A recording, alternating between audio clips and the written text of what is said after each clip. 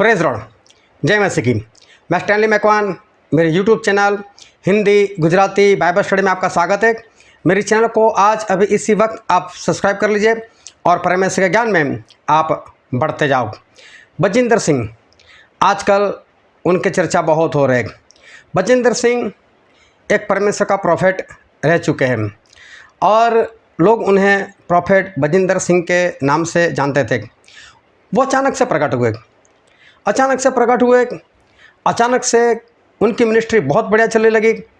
अचानक से उनके साथ लाखों की गिनती में लोग जुड़ गए। अचानक से वो इतने ऊंचे उठाए गए कि सब लोग हैरान कि अचानक से ये प्रॉफिट इतनी ऊंचाई के ऊपर, कितने बड़े बड़े काम उनके जरिए हुए और दूर दूर से यहाँ तक कि फ़ॉरेन से लोग उनके पास चंगाई के लिए आने लगे। इतना सब कुछ उनके साथ हो गया।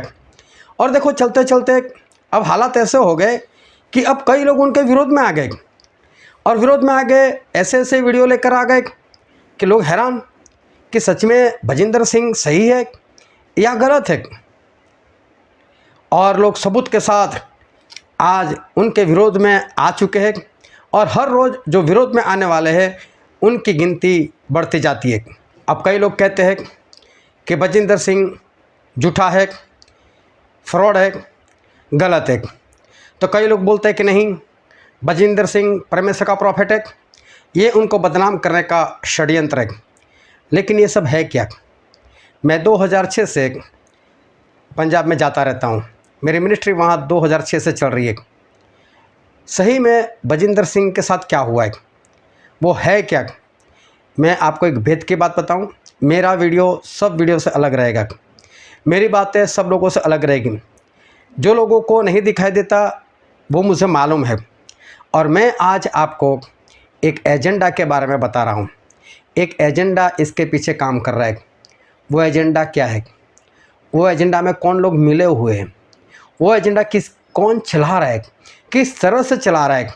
वो एजेंडा का हिस्सेदार कौन कौन है और वो एजेंडा आपको किस तरह से असर करता है और ये जानना आपके लिए क्यों ज़रूरी है, वो सब कुछ जानने के लिए मेरे साथ लगातार इस वीडियो में अंत तक बने रहो।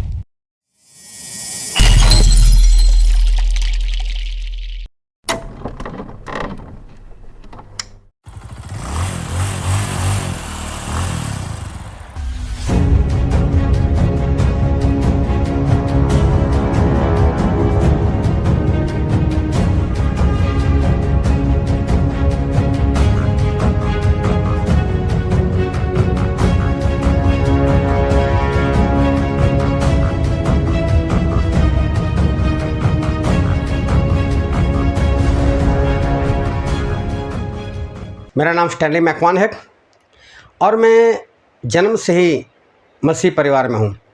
मतलब कि मेरा जन्म ही मसीही परिवार में हुआ और वो भी बहुत बढ़िया परिवार, जो अच्छे से आज्ञाकारी में परमेश्वर के पीछे चल रहे थे।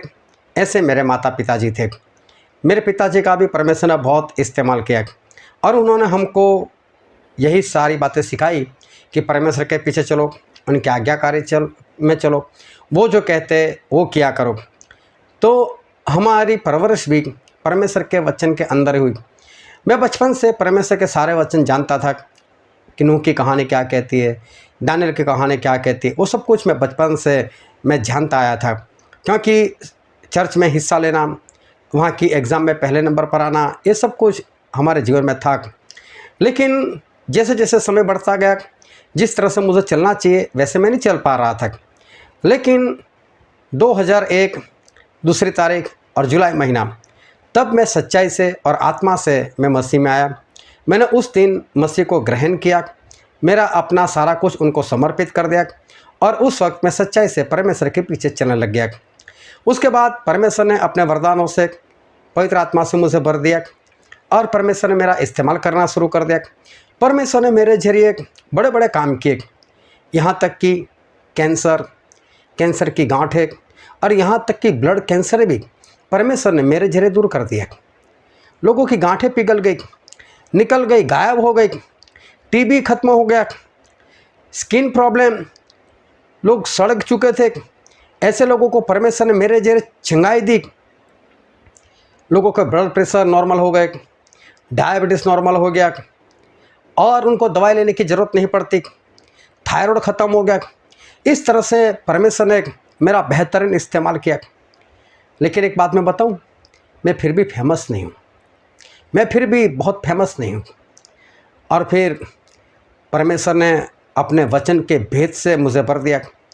मेरे वचन के ऐसे ऐसे भेद मुझे परमेश्वर ने दिया कि आप यूट्यूब पर देखना, उस वचन के भेद से भरा हुआ है मेरा वीडियो। लेकिन फिर भी मैं इतना फेमस नहीं हूँ। परमेश्वर ने कितने दुष्ट आत्मा मेरे जरिए निकलवा दिए। मेरे लिए कई लोग आशीषित हुए, कई लोगों को बड़ी बड़ी जॉब मिली, कई लोग फॉरेन चले गए, कई लोग कोठी वाले हो गए, बंगले वाले हो गए, कार चलाने वाले हो गए। बहुत लोगों को परमेश्वर ने मेरे जरिए बहुत आशीष दी। लेकिन फिर भी मैं इतना फेमस नहीं हूँ, मैं बहुत फेमस नहीं हूँ। आज सोचने लग गए होंगे कि मैं तो बजिंदर के बारे में बताने वाला था, मैं तो मेरे बारे में शुरू हो गया। नहीं, मैं जो कुछ बताने वाला हूँ वो बजिंदर को लेकर ही बताने वाला हूँ। लेकिन मैं कुछ आज आपको समझाना चाहता हूँ। परमेश्वर ने बाइबल के ऐसे बड़े बड़े भेद मुझे दिखाए, ऐसी ऐसी रहस्य की बात मेरे साथ की, जिसके वीडियो मैंने यूट्यूब पर रखे हुए। 2013 से मैं यूट्यूब पर हूँ, 2013 मतलब समझ लो आज तकरीबन 12 साल हो गए। लेकिन फिर भी मेरे सब्सक्राइबर 12,000 भी नहीं है, 11,160 के करीब मेरे सब्सक्राइबर है। मेरे व्यूअर्स देखना, मेरे व्यूअर्स कभी कभी तो 50-100, कभी 500 चले जाते हैं। लेकिन एवरेज मेरे जो व्यूअर्स है वो 400 से 500 के बीच में है। हाँ, कई वीडियो मेरे चल जाते हैं, लेकिन ज़्यादातर एवरेज देखो तो मेरे व्यूअर्स सिर्फ 400-500 तक सीमित है। जिन लोगों ने मुझे सब्सक्राइब किया वो भी तो नहीं वीडियो देखते। मैं इतना फेमस नहीं हूँ। 2000 से ज़्यादा मेरे वीडियो यूट्यूब पर पड़े हुए, लेकिन फिर भी मैं फेमस नहीं। फेमस होना इतना आसान नहीं है। कम वक्त में फेमस होना वो तो नामुमकिन ही है। लंबे समय तक कोई फेमस नहीं हो सकता, तो कम वक्त में फेमस होना वो तो नामुमकिन सी बात है। लेकिन आज बड़े बड़े सिंगर को देखो, वो अचानक से एक ही दिन में वो फेमस हो जाते। एक ही दिन में उनके लाखों में व्यूअर्स चले जाते, मिलियंस में बिलियंस में उनके व्यूअर्स चले जाते। अचानक से एक ही दिन में उनके सब्सक्राइबर मिलियंस में चले जाते, हज़ारों में चले जाते। ये कैसे मुमकिन है? ये कैसे हो जाता है? चलो मैं पहले क्लिप बताता हूँ, फिर उसके बाद उसके बारे में हम बात करते हैं।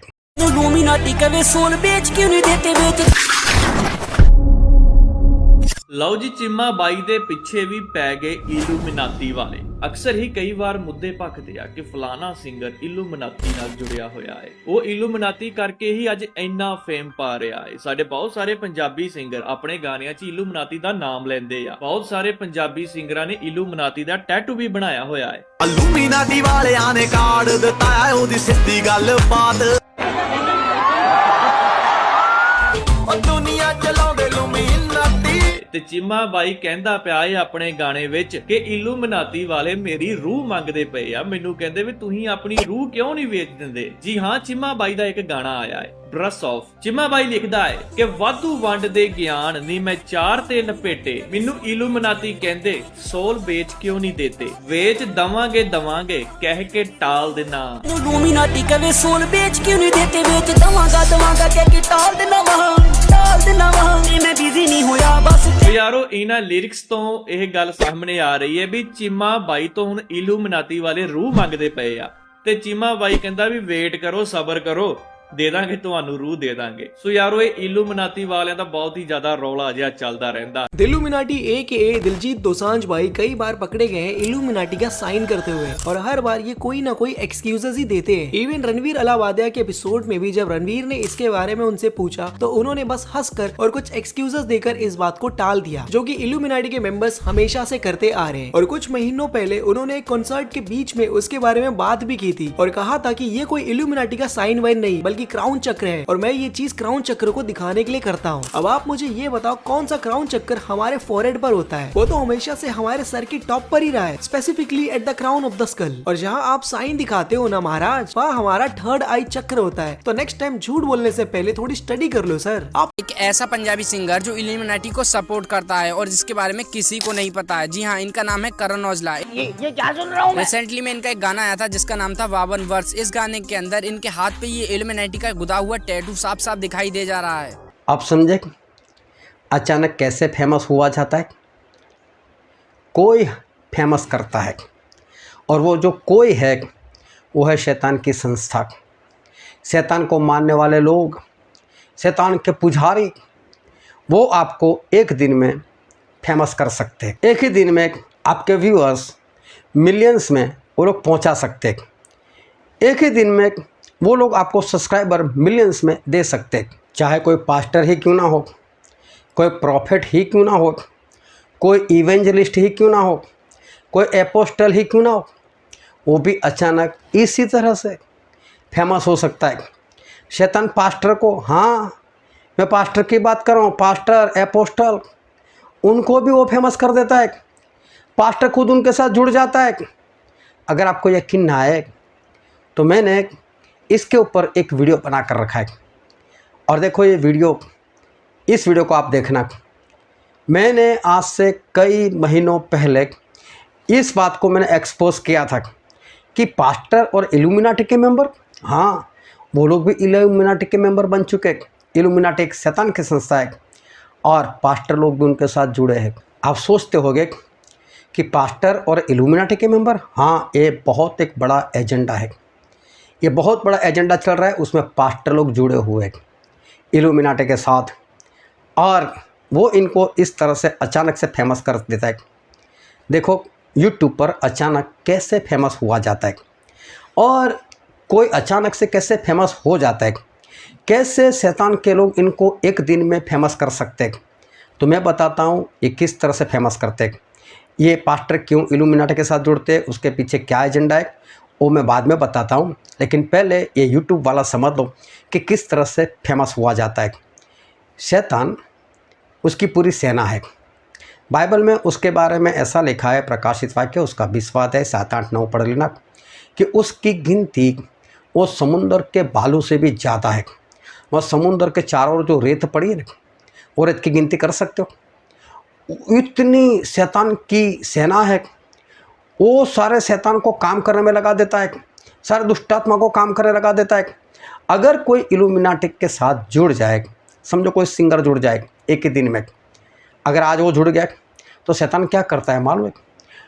लोगों को उकसाता है, लोगों के अंदर घुस जाता है, अपने दुष्टात्मा को खोज जाओ, सभी के अंदर घुस जाओ, सभी को यही वीडियो बताओ और सभी लोग एक ही दिन में उसी के वीडियो देखेंगे। अचानक उनको नहीं मालूम ऐसा कोई सिंगर आया, ना ही उन लोगों ने कोई खोजबीन की, ना ही उन लोगों ने कोई सर्च किया। शैतान खुद ब खुद उस वीडियो उनके यूट्यूब के ऊपर लेकर आता है और इन लोगों को अब उन अंदर घुसकर उनको बोलता है सब्सक्राइब करो, इसको देखो, इसको लाइक करो, इसको कमेंट करो और अचानक से सिंगर एक ही दिन में डायरेक्ट टॉप पर। जब मैं 2013 से वीडियो रख रहा हूँ, मेरे बारे में कोई कैसे जान पाएगा? मैं बताऊँगा तभी, मैं लोगों को बोलूँगा तभी। इसलिए तो मैं बार बार हर वीडियो के शुरू में बोलता हूँ कि मेरे चैनल को सब्सक्राइब करो। क्यों? मुझे बोलना पड़ता है, मैं किसी के साथ जुड़ा नहीं हूँ। और फिर भी जो सुनने वाले हैं वो कहाँ सब्सक्राइब करेंगे, वो कहाँ लाइक करेंगे, कहाँ पूरा वीडियो देखेंगे? वो तो बहुत कम लोग हैं। लेकिन ये शैतान लोगों के अंदर घुसकर, दुष्टात्मा लोगों के अंदर घुसकर उनको ये वीडियो दिखवाता है और वो लोग देख देख कर उनके अंदर डालता है, चल सब्सक्राइब कर दे, चल लाइक कर दे, और इस तरह से इंसान एक ही दिन में फेमस हो जाता है। वरना खुद की मेहनत से फेमस होना आसान नहीं है। अरे आसान छोड़ो, मुमकिन ही नहीं है। लाखों करोड़ों यूट्यूबर, लाखों अरबों वीडियो, किसके मोबाइल में कौन सा वीडियो आए, कोई कब कौन सा वीडियो देखे, कब कौन ऊपर टॉप पर पहुंच जाए, ये बात हो ही नहीं सकती। लेकिन इनके पीछे जो है वो लोग इस तरह से लोगों के अंदर घुस कर, ये शैतान इस तरह से काम करवाता है और लोगों को ऊंचाई के ऊपर अचानक से ले जाता है। आप सही समझे, मैं यही कहना चाहता हूँ कि पास्टर भी अचानक इसी तरह से फेमस हो जाते हैं। शैतान बोलता है इनके वीडियो देखो, इनके वीडियो देखो। मैं सच बोलता हूँ, मैं ऐसा बोलता हूँ कि क्या परमेश्वर किसी चमत्कार के जरिए आपको स्वर्ग में लेकर जाएंगे? अगर आपके जीवन में कोई चमत्कार हुआ है, इसका मतलब यह है कि आप स्वर्ग में चले जाओगे। अगर आपसे कोई चमत्कार हुआ भी है तो क्या इसके कारण परमेश्वर आपको स्वर्ग में लेकर जाएंगे? एक वचन मैं पढ़कर बताता हूँ, मत्ती 7:21-23। जो मुझसे हे प्रभु कहता है, उनमें से हर एक स्वर्ग के राज्य में प्रवेश न करेगा, परंतु वही जो मेरे स्वर्गीय पिता की इच्छा पर चलता है। उस दिन बहुत तेरे मुझसे कहेंगे, हे प्रभु, क्या हमने तेरे नाम से भविष्यवाणी नहीं की, और तेरे नाम से दुष्ट आत्माओं को नहीं निकाला, और तेरे नाम से बहुत अचंभे के काम नहीं किए? तब मैं उनसे खुलकर कह दूंगा कि मैंने तुमको कभी नहीं जाना। हे कुकर्म करने वालों, मेरे पास से चले जाओ। देखो यहाँ पर स्पष्ट लिखा है कि उस दिन जब प्रभु न्याय करेंगे तो ऐसे ऐसे प्रोफेटों को, इवेंजलिस्ट को, एपोस्टल को नरक में डाल देंगे। चलो जाओ यहाँ से नरक में। तो बोलेंगे प्रभु हमने तो आपके नाम से भविष्यवाणी की थी, प्रभु हमने आपके नाम से तो चमत्कार किए थे, हमने तो भूत प्रेत निकाले थे, ये किया था, वो किया था। लेकिन परमेश्वर क्या बोलेंगे? मैं तुम्हें नहीं जानता, एक कुकर्म करने वालों, निकलो यहाँ से। देखो मैंने अभी तक किसी का नाम नहीं लिया और ना ही मैं किसी का नाम लेकर बात कर रहा हूँ, लेकिन समझना कि शैतान का एजेंडा है क्या। कोई चमत्कार करने वाला और जिसके हक में चमत्कार होता है, वो चमत्कार इस बात की कतई गारंटी नहीं कि वो स्वर्ग में जाएगा। स्वर्ग में जाने के लिए एक ही बात है कि प्रभु यीशु ऐसा कहते हैं, और मैं एक वचन पढ़ता हूँ, पहला पत्रस 1:15 और 16 वचन। पर जैसा तुम्हारे बुलाने वाला पवित्र है, वैसे ही तुम भी अपने सारे चाल चलन में पवित्र बनो, क्योंकि लिखा है कि पवित्र बनो क्योंकि मैं पवित्र हूँ। तो यहाँ पर वचन स्पष्ट कहता है कि जैसा मैं पवित्र हूँ वैसा ही हर तरह के चरित्र में पवित्र हो। स्वर्ग में जाने के लिए आपको पवित्र ही बनना पड़ेगा, और पवित्र आप तब बन सकते हो जब पवित्र आत्मा पाते हो। तो मैं बोलता हूँ जो पास्टर सिर्फ चमत्कार की बातें करता है, ना आपको पवित्रता की बातें करता है, ना आपको पवित्र आत्मा के बारे में सिखाता है, ना आपको आज्ञाकारी सिखाता है, क्या आप सीखोगे? आप नहीं सीखोगे तो क्या स्वर्ग में जाओगे? अब समझ में आता है ये एजेंडा क्या है। ये शैतान इनको बांध कर रखा है, लोगों को यही सिखाओ, चमत्कार, भूत प्रेत, ये वो। ना तुम खुद पवित्र बनो, ना किसी को पवित्र बनने दो, ना ऐसी शिक्षा दो, भेजो सभी को नरक में। और देखो ऐसों के पीछे भीड़ कितनी लगी रहती, लोग ऐसों के पीछे पागल है। एक फिल्म आई थी ट्रांस, TRANS, ट्रांस। मैं कभी आपको ऐसा नहीं बोलूँगा कि फिल्म देखो, लेकिन ये फिल्म में ये पूरा एजेंडा था, और उसमें ये एजेंडा दिखाया था कि उन लोगों ने, एक इंसान था जो फिल्म का हीरो था, उसको खड़ा कर दिया, वो मोटिवेशनल स्पीकर था, उसको उठाकर खड़ा कर दिया, देख बाइबल से ऐसे ऐसे प्रचार कर, इस तरह से तू फेमस हो जा, हम तेरी सहायता करते, और उसको फेमस कर दिया। और बड़ी बड़ी मीटिंग होने लगी, झूठे चमत्कार होने लगे, सब कुछ प्री प्लान। लेकिन इसके पीछे क्या एजेंडा है, वीडियो के अंत तक बने रहना, तभी आपको पता चलेगा इसके पीछे एजेंडा क्या है। मैं कभी ये नहीं कहना चाहूँगा कि जो लोग चमत्कार करते वो चमत्कार झूठे हैं, और परमेश्वर आज चमत्कार नहीं करते, ऐसा मैं कभी नहीं कहता। आज भी परमेश्वर चमत्कार करते, आज भी प्रभु यीशु के नाम से भूत भागते, आज भी चमत्कार हो रहे, उसमें कतई फ़र्क नहीं, इसमें कतई शक नहीं। प्रभु यीशु भी इस धरती पर थे, क्या उन्होंने भूत प्रेत नहीं निकाला? क्या उन्होंने बीमारों को चंगा नहीं किया? क्या उन्होंने अपने चेलों को सारी बीमारियां दूर करने का और सारे भूत प्रेत दूर करने का अधिकार नहीं दिया? दिया। आज भी होता है, मैं नहीं मानता ऐसा नहीं, लेकिन मैं बोलता हूँ कि प्रभु यीशु किस तरह से चमत्कार करते थे। वो चले गए, एक 38 साल से जो बीमार पड़ा था, उसको सीधा बोल दे उठ और अपने खाट उठाकर चल, वो तुरंत चंगा हो गया, खट कर चलने लगा। एक कोढ़ी आया, प्रभु से अगर आप चाहो तो मुझे शुद्ध कर सकते हो। प्रभु से ने ऐसा हाथ बढ़ाया, उसको छू लिया, जा तेरा कोढ़ दूर हो गया। 10 कोढ़ी आ गए, दूर से चिल्लाने लगे, प्रभु हमको चंगा कर, हमको चंगा कर। अरे जाओ जाओ, अपने आप को याजक को दिखाओ। रास्ते में सभी लोग चंगे हो गए।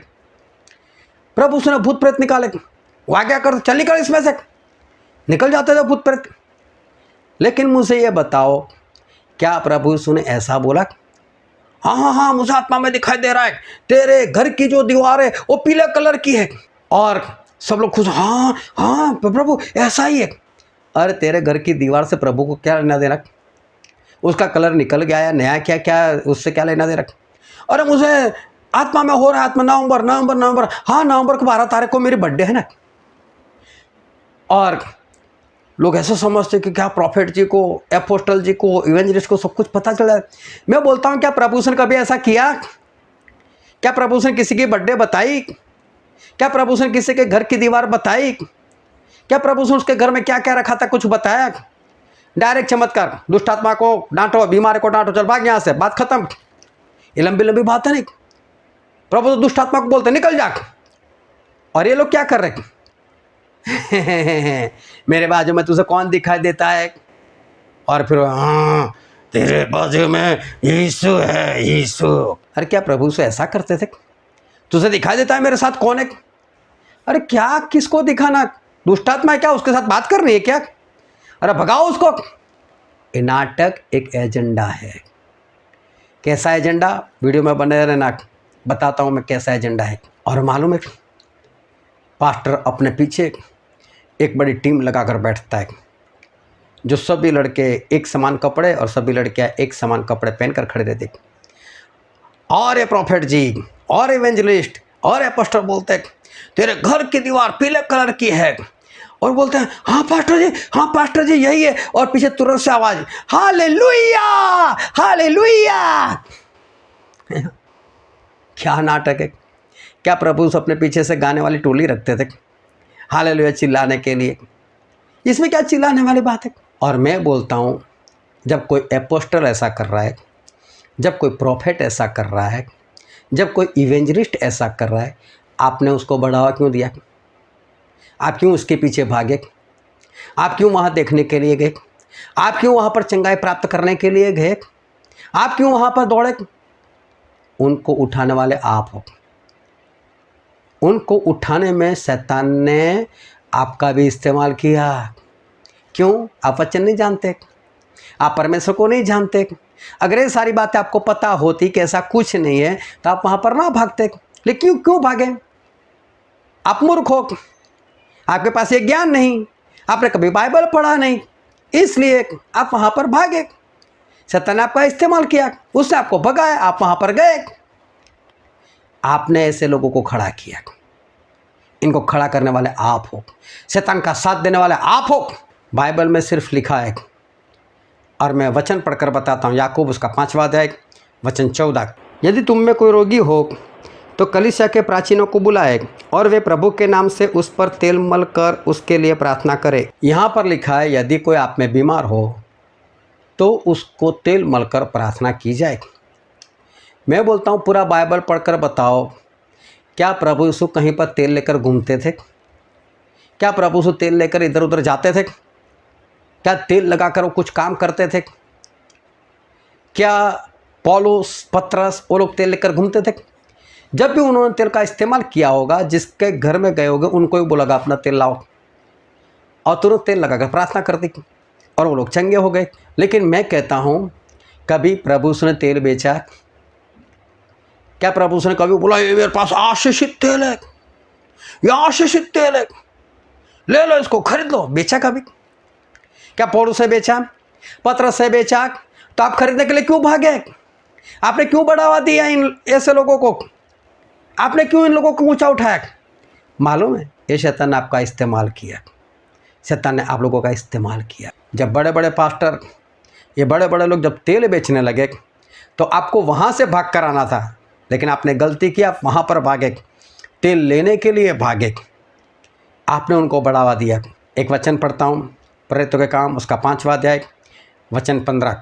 यहाँ तक कि लोग बीमारों को सड़कों पर ला लाकर खाटों और खटोलों पर लिटा देते थे कि जब पतरस आए तो उसकी छाया ही उनमें से किसी पर पड़ जाए। यहाँ पर ऐसा लिखा है कि पतरस जिस रास्ते से जाने वाले होते थे ना, और लोगों को पता चल जाता था ना, तो उस रास्ते के ऊपर लोग बीमार लोगों को लाकर सुला देते थे ताकि पतरस वहाँ पर जाए और पतरस की परछाई उनके ऊपर पड़ जाए और लोग चंगे हो जाए। पतरस की परछाई से चंगाई मिलती थी। लेकिन मैं ऐसा बोलता हूँ, पूरा बाइबल पढ़कर मुझे बताओ कि कहीं पतरस ने ऐसा बोला अब मैं मेरी परछाई इसके ऊपर डालता हूँ और देखो ये कैसे चंगा हो जाता है। पतरस ने कभी अपनी परछाई का इस्तेमाल खुद नहीं किया, लोगों ने किया। और ये बड़े बड़े लोगों ने क्या किया, कुर्सी पर बैठ जाते थे और कुर्सी पर बैठ जाकर लोगों को अब कुर्सी पर बैठकर बताओ। अरे कोई पवित्र इंसान अगर कुर्सी पर बैठ जाए तो उसके बाद में कोई उस कुर्सी पर बैठ नहीं सकता क्या? क्या वो कुर्सी लोगों को गिरा देगी? और उन्हीं के इंसान नाटक करते थे, कांपने लग जाते थे, गिरने लग जाते थे। और आप समझ बैठिए पवित्र आत्मा। अरे मैं बोलता हूँ कि पवित्र आत्मा नचवाता है, पवित्र आत्मा कांपने लगवाता है, पवित्र आत्मा लोगों को गिरा देता है। तो प्रभु तो सबसे ज़्यादा पवित्र आत्मा से भरपूर थे, वो कभी गिरे? उनके साथ चेले उनके ऊपर गिरते थे, पब्लिक उनके ऊपर गिरती रहती थी, लेकिन क्या प्रभु के छूने से कोई गिरा, कोई कांपने लगा? आपको नहीं पता था, आपने बाइबल नहीं पढ़ा और ऐसों को पीछे भागे और ऐसी बातों को आपने पवित्र आत्मा समझ लिया। आपने इन लोगों को बढ़ाया, शैतान ने आप लोगों का इस्तेमाल किया। एक वचन पढ़ता हूँ, प्रेरितों के काम 19, 11 और 12 वचन। और परमेश्वर पौलुस के हाथों से सामर्थ्य के अनोखे काम दिखाता था, यहाँ तक कि रुमाल और अंगोछे उसकी देह से छुलवा कर बीमारों पर डालते थे और उनकी बीमारियाँ जाती रहती थी और दुष्ट आत्माएँ उनमें से निकल जाया करती थी। यहाँ पर ऐसा हुआ कि लोग पौलुस के पास आते थे और पौलुस को बोलते थे, पौलुस तेरे इस्तेमाल किए हुए कपड़े दे देना, तेरे इस्तेमाल किया हुआ रुमाल दे देना। और वो लोग क्या करते थे, कपड़े ले जाकर, रुमाल ले जाकर दुष्ट आत्मा को सिर्फ ऐसे दिखाते थे, दुष्ट आत्मा भाग जाती थी और पौलुस के कपड़े, और बीमारियाँ भाग जाती थी, डरते थे वो लोग। लेकिन मुझे ये बताओ, पूरा बाइबल पढ़कर क्या कभी पौलुस ने रुमाल बेचा? क्या उसने अपने कपड़े बेचे? क्या कभी पौलुस ने किसी को ऐसा बोला मेरे रुमाल से ऐसे काम होते हैं, वैसे काम होते हैं, ये अभिषिक्त रुमाल है या आशीषित रुमाल है, लेकर जाओ, इतना पैसा इसका? कभी किया? तो जब ऐसे बड़े बड़े अपोस्टल लोगों ने, प्रॉफेट लोगों ने, इवेंजलिस्ट लोगों ने जब बाइबल के वचन लिख लिख कर रुमाल बना बना कर लोगों को बेचे, तो आप भागे क्यों? आपने क्यों खरीदा? आप वहाँ से भागकर क्यों नहीं आए कि ऐसा बाइबल में नहीं, ये लोग झूठ करते? क्यों नहीं भागे? आपने ऐसे लोगों को बढ़ावा दिया, इसलिए आज ये हालात हो गए।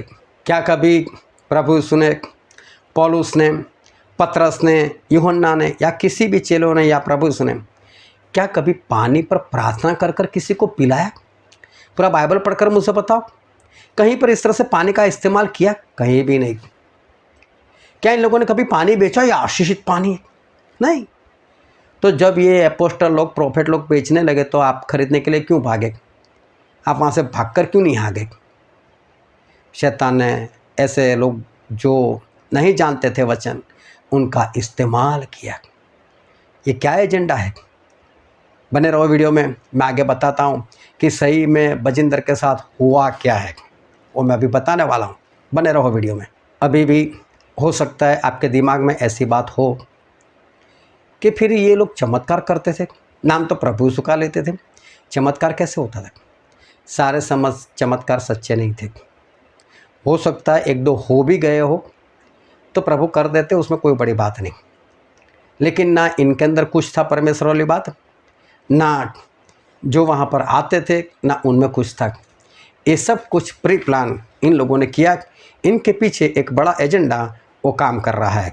अब देखो ये एजेंडा क्या है, वो मैं आपको बताना चाहता हूँ। लोग बजिंदर करते रहे, लोग भागे उनके पीछे, बड़ी गिनती में, लाखों की गिनती में उनकी मीटिंग होने लगी, लाखों की गिनती में लोग वहाँ पर जाने लगे। पूरे वर्ल्ड में ये लोग फेमस हो गए। पूरे वर्ल्ड में सभी लोगों ने जान लिया कि बजिंदर प्रभु यीशु के नाम से चमत्कार करते हैं। मैं सभी का नाम लेना नहीं चाहता, लेकिन आज बजिंदर को लेकर जो बातें हो रही, इसलिए मैं सिर्फ उनका नाम लेता हूँ कि पूरे वर्ल्ड में ये लोग फेमस हो गए, बहुत जगह पर इनको बुलाया गया। लेकिन मैं बोलता हूँ, ये फिल्म वाले वो सेलिब्रिटी को वहाँ पर स्टेज पर बुलाने की कोई ज़रूरत है क्या? प्रभु यीशु ने कभी ऐसा किया था? ये लोग क्या कर रहे थे, इसके पीछे क्या एजेंडा है। अभी अपना ध्यान पूरा लगाना, कान खोल कर रखना, देखना अच्छी तरह से कि शैतान ने कौन सा एजेंडा बनाया और किस तरह से एजेंडा को पूरा किया। पूरे वर्ल्ड में ये लोग फेमस हो गए, सभी को ये पता चल गया कि यहाँ पर यीशु है, सभी को ऐसा पता चल गया पवित्र आत्मा है तो यहीं पर है, सभी को ऐसा लग गया कि चमत्कार होते तो वो जगह यही है, ये पवित्र जगह है। लोग भागने लगे, दौड़ने लगे, चारों ओर चर्चा होने लगी। और आज वही प्रॉफिट के बारे में लोग गलत बात कर रहे, लोग गलत वीडियो दिखा कर बात कर, इसने ऐसा किया, इसको मारा, ये किया, वो किया। मैं ये कहता हूँ अब लोगों के मन में क्या असर हो रही है, अरे यार ऐसा है, ये बजिंदर ने ऐसा कर दिया, ये बजिंदर ने किसी को छू लिया, किसी लड़की के साथ ऐसा किया, किसी के साथ मारपीट की। अरे ऐसा कोई पास्टर होता है, अरे ऐसा कोई प्रॉफिट होता है, अरे यहाँ तो परमेश्वर वाला काम ही नहीं। आप लोगों के दिमाग में ऐसा हो गया ये सब तो झूठ है। मालूम है शैतान ने कौन सा एजेंडा कवर कर लिया या पूरा कर दिया। पहले तो लोगों के दिमाग में ये डाला यीशु यीशु यीशु ये करते, यीशु वे करते, और बाद में लोगों के दिमाग को खुला कर दिया, यीशु नहीं है, ये सब नौटंकी है, ये सब नाटक करते हैं। अब लोगों का भरोसा किसके ऊपर छूट जाएगा, परमेश्वर के ऊपर छूट जाएगा। ये था शैतान का एजेंडा। बजिंदर उसी एजेंडे पर काम कर रहे होंगे। क्या वो जेल में गए, उनका कुछ हुआ? वो जेल जा ही नहीं सकते, कोई नहीं डालेगा उनको जेल में, सब मिले हुए। और अगर जेल में गए तो उनको 5 स्टार सुविधा मिलेगी, उनको वहाँ पर कुछ नहीं होने वाला, बिंदास रहेंगे, घर से अच्छी सुविधा वहाँ पर मिलेंगी, क्योंकि एजेंडा है और एजेंडा में काम चल रहा था। और भी लोग हैं जो इसी एजेंडा में काम कर रहे।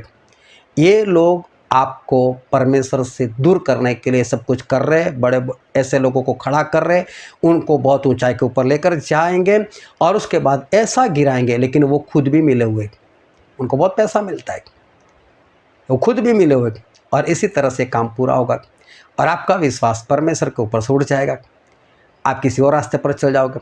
मैं बोलता हूँ आज तक जो भी गलती छोड़ो, अब बाइबल पढ़ना।